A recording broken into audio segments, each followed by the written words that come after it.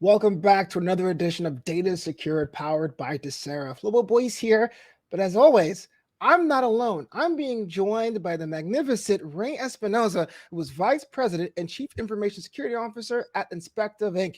With over 15 years of both tactical and security leadership experience, Ray has a proven track record of successfully building effective security programs for top companies that include eBay, Cisco, Amazon, and more. Welcome, Ray, to the show.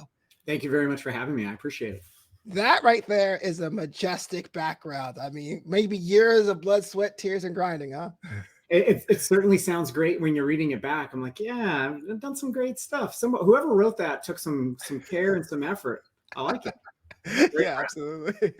We're actually talking about this before we went live. You're also a weightlifting coach and a football coach. Like, how do you juggle all those responsibilities? It's all about making time for the things that are important to you. I'm a father of four, been married almost 20 years. Ever since I was a kid, I was the one always giving back, always volunteering, always trying to help others. And I found, especially as I got older, it just makes me feel good, especially when I can coach for my kids, if I can be involved in their lives, if I can be a positive influence in my community. Having those opportunities is a blessing, and I'm super excited. But like the life of a CISO and like any tech worker, it's busy. You ruthlessly prioritize and you make time for those things. So when I'm with my wife, I'm present. I'm with her. When I'm with my kids, present with them. That gives me an opportunity to invest time in coaching and whatnot. And so I coach weightlifting in the morning, and then we're in season for the middle school here now in the spring, and then we will start coaching through the summer, and then high school season starts in the fall. But you make time for the things that are important, and you cut out the things that just don't add value. I respect the passion. I really do. And speaking of passion, when it comes to security education and helping people break into the cybersecurity space, you're all about that as well. I got to ask, what is the formula you employ for getting into the security field and being successful at what you do? So what's awesome is that there's not a single formula. When I meet folks who are in the security industry today, we all came up through slightly different means. And that was probably because there wasn't a track to go from college and focus in cybersecurity and then get your first cybersecurity job. Like, I'm a little bit older, I got a little bit of gray in my goatee here. So back in those days, you worked to be like a systems administrator, you were a computer guy, you were IT. I had the opportunity to go to eBay when I was 21 years old and work on their front end infrastructure for eBay.com. And I was able to learn and spend time there growing my technical skill set. And that wasn't until eBay hired their first chief information security officer. A friend of mine who was already reporting into the org said, come and build an incident response and security monitoring team with us. Like, everybody, how things work here. We'll teach you security. You've been here 7 years, like, you can do this thing. And it happened to be at a time where I felt like every day was Groundhog's Day and it was all the same. And I was like, let's do this. And it turned out to be a fantastic experience and likely the best decision I made for my career. I've met others who've come through a network engineering track. I've met others who have come from a consulting track, and they're focused more from a compliance perspective. And so all of those unique experiences and opportunities, I feel like they lend weight to allowing others to come into security and be successful. Now, you fast forward here, 2023, I do mentor a lot of younger folks who are either in college looking for their first cyber role, or they're later in their career and looking for a shift. It's all about, leveraging what you've learned. Colleges today, and a lot more of them every year, are adding cybersecurity content to their courses. Like, there's a concentration on the technology side that's now in cybersecurity, and thankfully have an opportunity to influence some of that and provide some support and perspective to some of the local colleges that we have here. But that's helping to get the next generation ready to be able to contribute. So there's lots of different ways of going about getting into security. Gotta ride that way through all shifting challenges and anything like that. It's pretty cool to be able to adapt when needed. But let's talk about the big adaptation that's happening. Money, right? The economy has certainly had its ups and downs in the past few years, has pushed pressures on security organizations to create security improvements and innovate in a challenging environment. How have you been successful in driving security initiatives during tough economic times?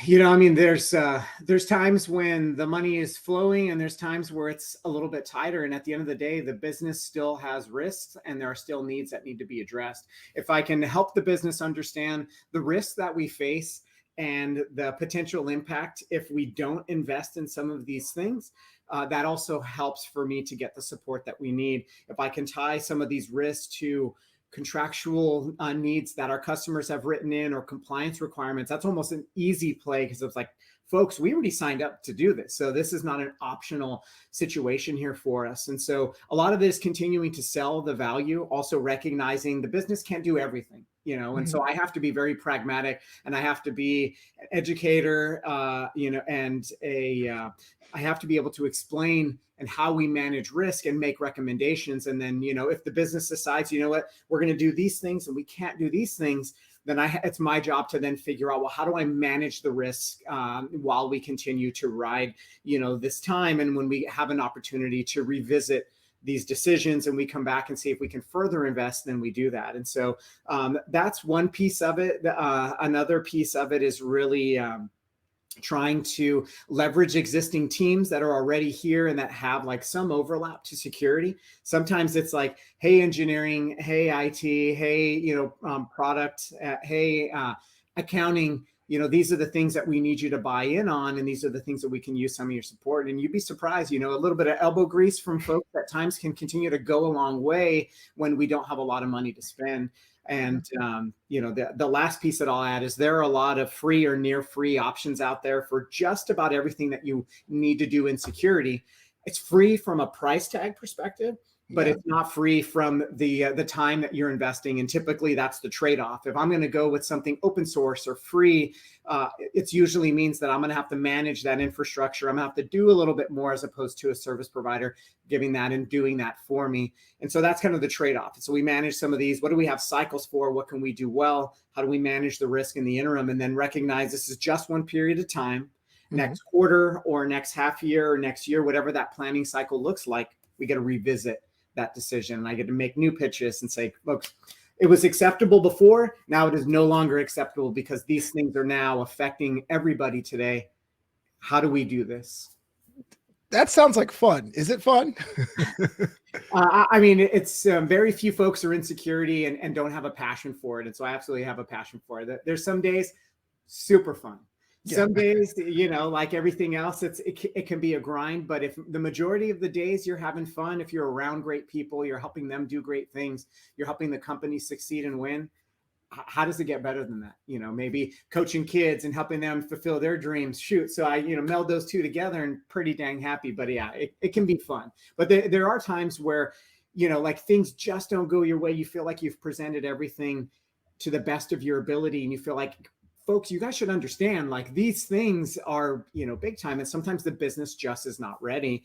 And I've been in situations throughout my career where that's the case. And it's like, okay, now how do I manage this? And how do I make sure that everybody's aware the risk that we are collectively taking? There's this, misconception that, the CISO owns the risk for the company if it's cyber. And it's like, no, folks, my job is to help you all understand the risk that we face and provide a direction and guidance on how we can either reduce them, completely eliminate them, or manage them. We put that back on the business as a whole. And so like, I'm a part of that. And so, yeah, so there can be some trying times. There's great times when you sell something and they're like, yeah, let's do that because that's the right thing. And I'm like, heck yeah, does it get any better than this? But, there are other times where, you're just not as lucky or, all of your ask, you maybe get a fraction.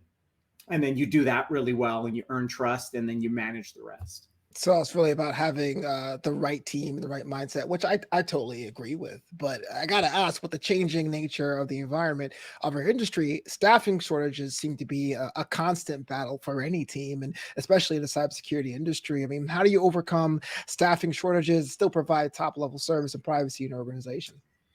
So it really comes down to, and I hinted at this previously, some of it is leaning on some of my partner teams to see if there are ways that they can contribute to security that still help the overall business. That isn't a far stretch from what they do. So for example, folks that are writing code, helping invest time with them to make sure that they're doing secure coding training. They're hopefully writing less security bugs into that software improves our security posture. Getting them to invest time into the security testing that we're doing of those products and have fixes rolled out in a timely manner. That's a way that they lean in and contribute. So there's times where you kind of beg, borrow, and steal resourcing from other teams, or you find ways to help them win that still add value, and you bring them into the picture and you buddy up, and it's not about, hey, do me a solid and let's do this thing. It's like, we're collectively responsible for this. And so sometimes it's selling, it's reselling, helping understand that we collectively own this together. So there's that piece. There's also looking at all the things that can be done, laying everything out and saying, what are we most likely to face and what are the big challenges that we need to address, and just being pragmatic about it. Like, you can't do everything, and it's the same thing at home or really in any part of life. Like, you can't do everything that you want to do.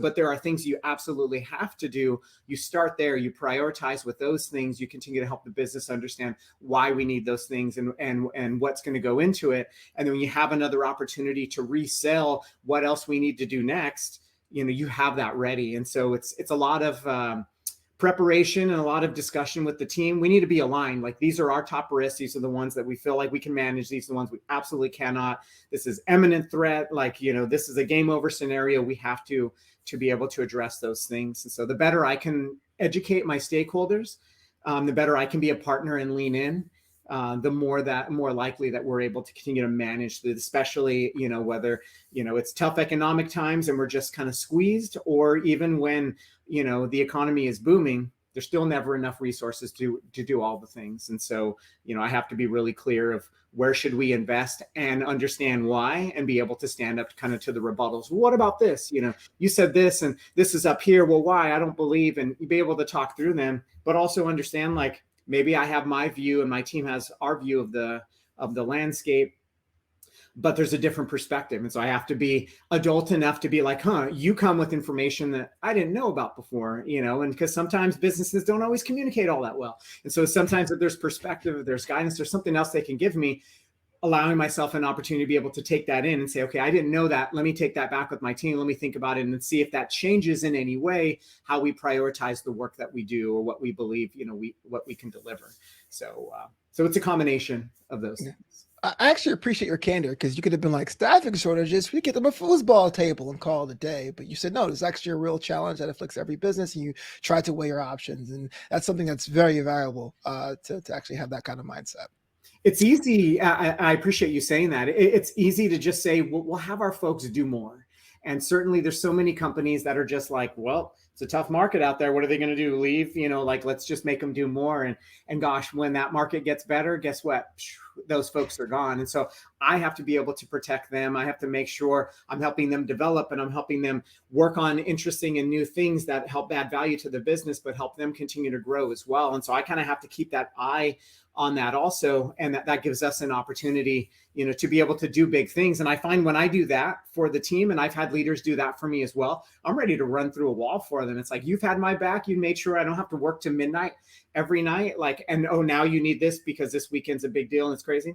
Done. We're going to make sure that we handle it. And so I have to earn that trust of the team, and represent them well. And that's what will keep us together, and that's what really kind of drives and gels for us to do special things. But you throw them to the under the bus all the time, guess what? They're not ready to lean in when times get tough. Oh, that right there is advice for life. But shifting gears a bit, security tools keep innovating over time. How receptive are security specialists to adopting new innovative technologies? Are they ready to jump on? The early adopter, do they have to weigh their options and risks? I mean, do they lean towards tools that provide the most modern and efficient solutions, or tools that were on the market for a while with a proven track record? It's interesting. And I think there are different approaches from different folks. Folks like myself, I do some advising work for several venture capitalists, organizations, and they have new portfolio companies, or they have companies that they're looking to invest in. So I end up having an opportunity of talking to folks when they come with an idea. or they're trying to validate a problem. And so for me, I enjoy being able to get that understanding of how are people thinking about problems that I might not be dealing with here in my current organization, but I may have experience in other organizations, because I've worked at extremely large places like Amazon and Cisco, and, like my current organization, we're a little over 30 employees. So it's a pretty big difference, overall. So I've seen different types of things. So that gives me a perspective to say, there's always a new and interesting way of trying to solve a problem. Let's listen. Maybe it's solid gold. Maybe it's just not there yet. But I feel like I need to consistently be aware of new and innovating ways to solve problems that my business is currently seeing, or if I can advise or help others to be able to do the same. So I would say that I'm pretty open to new tools, new approaches, as long as they, a business is able to come in and meet the bar that we have from a security perspective, or meet the bar that we have in being able to add value. I feel like the days are slightly gone. And again, this is just completely my perspective, that you stick with the tried and true. Oh, I don't want to throw any labels out there because that would be just mean. But there are organizations, they used to be like, you do work and you buy tools from this company because that's just who they are. And like over time, there's new innovation, there's new players in the space that shake up that market. And it would be silly of me to say, nope, I'm going to hang on to this, like dinosaur or this old tool or this well-known tool set, because with the staffing shortages and the budget shortages, sometimes I got to be creative. And so I think a lot of security leaders and a lot of teams overall are open and interested to having conversations about bringing in new tools. But again, there's always a bar, and that bar is slightly different. Do they have their security game together themselves? If we're going to give them sensitive data and they're going to provide some level of value back, then I have to trust and treat them like an extension of my business. And if my business and security posture is mature, sorry, folks, you got to make sure that you meet me with where I am, because I have contractual obligations to do that. So I think there is more of an interest now of seeing what's out there, because the rate of innovation seems, what is it, Moore's law, that, computers continue to get better every 18 months or so. I feel like there's that level of innovation that continues to happen in cybersecurity, where, it'd be silly to not look at these new tools and give them a try. Yeah, I mean, we touched upon a lot today, Ray. If anyone's listening right now, they want to learn more about anything we touched upon, they're new to the field of privacy, how they go about learning, getting themselves in touch with some resources? Well, I tend to share a lot on LinkedIn. So if there's any interest, you have questions, feel free to connect with me on LinkedIn. I'm also on Twitter at Ray Espinoza Sec. I will definitely caveat and say that you will see some high school football posts. So you're going to see some weight training room posts, and then you'll also see some security. So if you're open to different topics, I'm happy to share something there. There are also other things that are out there resource-wise that give good guidance around things that are going on. TLDR-Sec is a fantastic newsletter that talks about different things in security, different tools, different topics. Like if I don't have a chance and I'm super busy all week, when that newsletter comes in, it touches upon cloud security and application security and sometimes privacy and then miscellaneous things. And I feel like that's my way of continuing to get caught up, because there's so much security news. So much of that security news is sort of marketing driven and a slight spin. And so they take some of that out. So I think there's newsletters like that. And I know there's a cloud security specific one. There's a privacy specific one that I've seen. So continue to seek some of those out. And I think those are great resources to continue to stay, engaged and up to speed. And like I said, when I see some of these and I'm like, oh, folks got to know about this, then, I try to post and share some of that and share the love. Yeah, that's right. Share the wealth. And before we wrap out of here, we have one more question we ask all our guests here on Data Secured. And I know you're ready. I know you got this one. But if you had a magic wand and there was something you can change anything in data privacy, security, or governance, what would it be and why? I would probably say, we've been in the public cloud, I don't know, since like the mid 2000s, right? Amazon came with this like crazy idea around like, use our computers instead of your computers and, run your workloads here. And at first I was like, why would we do that? Why would we run on somebody else's computer? And, like fast forward, it makes a lot of sense. Security in the public cloud, like AWS, Azure, GCP is still hard. There's an ecosystem of tools that are out there that help you find misconfigurations and find vulnerabilities, and so that's the context piece. So like cloud security as a whole, still hard, even though we've been doing it for some time. So if I can wave a magic wand, our cloud providers, all of them, would provide security by default in our use of these platforms, and it is getting better. And that partner ecosystem would be able to go down. And so we spend more time investing in creating awesome products and delighting our customers than having to manage lots of different tools to make sure that we can operate securely in the cloud. So that would be my magic wand wave, if I'm talking about security specifically. Ray Espinoza, Inspectiv Inc., thank you so much for your time. We're preparing here on Data Secured by Dacera. Thank you very much for having me. I appreciate it.